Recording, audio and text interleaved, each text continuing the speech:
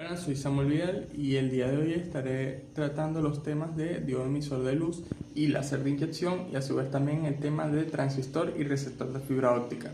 Como bien se sabe, actualmente vivimos en la era de los datos, donde cada video que vemos en streaming, cada videollamada, cada transacción bancaria que hacemos viaja en forma de pulsos de luz a través de las fibras de vidrio.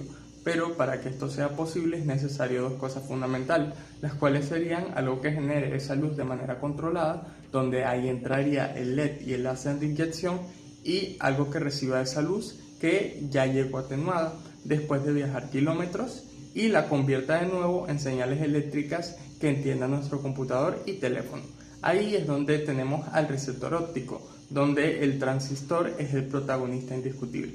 Muy bien, ahora sí voy a empezar a hablar sobre los puntos pertinentes, primero empezando sobre el diodo LED y el láser de inyección.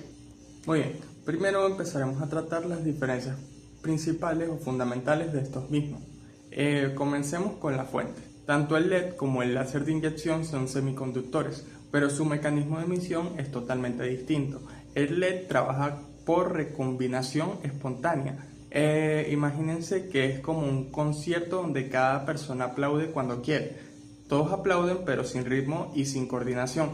Eso a su vez genera luz incoherente, es decir, los fotones van en direcciones distintas y no están sincronizadas. Por eso el LED tiene baja potencia y un ancho espectral amplio.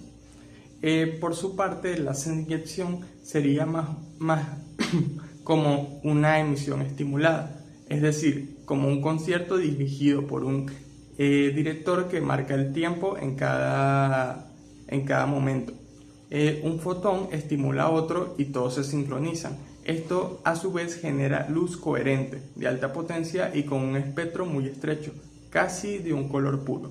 Para que esto ocurra, el láser necesita una cavidad resonante que serían más o menos como dos espejos y superior una corriente umbral.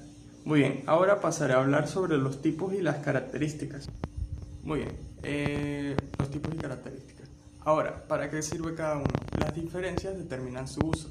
El LED es de bajo costo, es decir, es sencillo de manejar, no requiere control de temperatura, pero es lento y de baja potencia. Y su ancho espectral va de 30 a 100 nanómetros. Y a su vez su modulación está limitada a unos cientos de megabits. Se usa en redes de corta distancia como enlaces de hasta 2 a 3 kilómetros. El láser en sí es más caro y complejo. Este necesita control de temperatura y polarización, pero es rapidísimo en ese aspecto, porque cuenta con anchos espectrales de menos de 0,1 nanómetros en los que son llamados DFB. Y a su vez permite velocidades de 10, 40 o incluso 100 gigabits por segundo. Es el elegido comúnmente para largas distancias y redes WDM. Dentro de los láseres existen varios tipos. El más común es el de emisión por borde o por sus siglas DFB.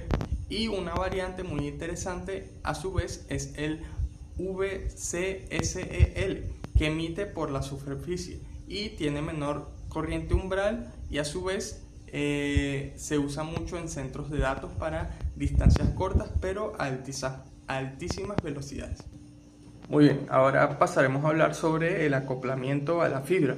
Es decir, vamos a hablar sobre este punto principalmente, que es un detalle crítico, porque aquí mostraré cómo es que se mete la luz en la fibra, en lo que llamamos el acoplamiento fuente-fibra.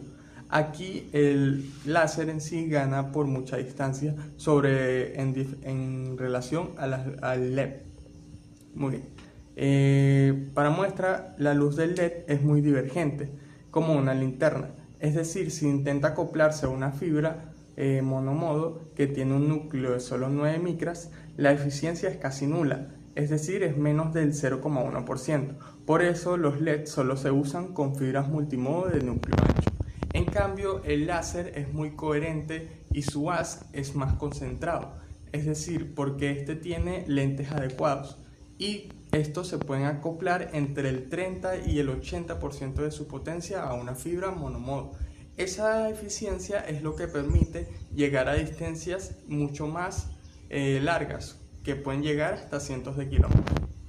Ahora pasaremos a la segunda parte de nuestra microexposición, que vendrían a ser el transistor y el receptor óptico en fibra óptica. Primero veremos cómo recuperamos la información que viaja por la fibra. Primero que todo, se necesita la modulación y transmisor. Como primer punto, recordemos que la información se imprime en la luz mediante modulación directa de intensidad. Es decir, encendemos y apagamos la luz para representar unos y ceros. El transmisor óptico es el bloque que hace esto. Sus características claves serían el tiempo de subida, que sería que para un LED es lento de 22 a 220 nanosegundos, mientras que en un láser de alta velocidad puede ser de apenas de 10 a 100 picosegundos. Esto limita la velocidad.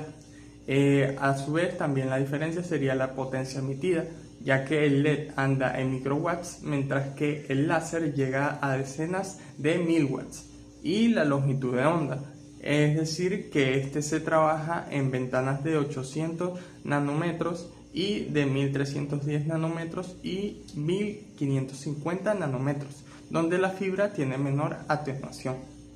Muy bien, ahora pasaré a hablar sobre el receptor y el TIA. Muy bien, ahora del otro lado tenemos el receptor óptico, el cual su misión es convertir esa luz débil y distorsionada en una señal eléctrica limpia. Y la primera y más importante etapa es el amplificador de transimpedancia, el cual también se denomina por sus siglas como TIA, por sus siglas mejor dicho. El fotodetector genera una corriente muy pequeña del orden de nanoamperios o microamperios. El transistor bipolar o FET es el corazón del TIA, es decir, este amplificador convierte esa corriente en voltaje usando una resistencia de retroalimentación. Aquí hay un compromiso fundamental, y es que si ponemos una resistencia grande ganamos mucha sensibilidad, pero en ese caso se pierde el ancho de banda. Y si ponemos una pequeña cantidad, ganamos velocidad, pero perdemos así la sensibilidad que tenemos del otro modo. Por eso, los diseños modernos buscan el equilibrio perfecto. El TIA es crítico y determina la sensibilidad y el ancho de banda de todo el receptor en conjunto. Muy bien, ahora pasaré a hablar sobre las etapas posteriores, que serían el diferenciador, el detector y la adaptación. Después de que el TIA da la señal, después del TIA, mejor dicho, la señal pasa por tres etapas más. La primera sería el diferenciador o ecualizador. ¿Para qué sirve este? Este sirve ya que la fibra y el propio TIA distorsionan los pulsos. El diferenciador aquí es donde entra, en el cual es un filtro el cual pasa por alto que realiza las altas frecuencias, compensando así esa distorsión. Es como un ecualizador de audio que sube los agudos para que la voz se entienda mejor. En sistemas avanzados, este se usa para ecualizaciones adaptativas con algoritmos LMS o DFE, el cual sería decisión realimentada. Como segundo punto teníamos el detector de amplitud, el cual es un comparador de tensión de alta velocidad. Este se encarga de tomar la señal analógica y decide si el voltaje supera un umbral. Es un 1, si no es un 0. El umbral óptimo se coloca en el punto medio entre el nivel 0 y el de 1 para minimizar así errores con ruido gaussiano. En sistemas de 25 gigas, el comparador mejor dicho, debe decidir en menos de unos 15 picosegundos aproximadamente. Como tercero punto y último, tendríamos la adaptación lógica. Esta etapa convierte los niveles de voltaje del comparador, que suelen ser diferenciados de baja actitud como CML de 400 megavoltios, mejor dicho, a niveles compatibles con otros circuitos, como pueden ser el LVP PSL y el LVDS, o incluso el TTL de 0,5 voltios. Para aplicaciones industriales también adapta las impedancias de salida a 500 ohmios o 100 ohmios diferenciales para evitar las reflexiones que degradan la señal. Muy bien, para finalizar quiero destacar 3 ideas principales de lo que hemos visto hoy. La primera sería la elección entre LED y el láser no es caprichosa. Esta responde a necesidades técnicas muy concretas. El LED es una luz con su luz incoherente y baja potencia, es la opción de bajo costo para enlaces de corta distancia y baja velocidad.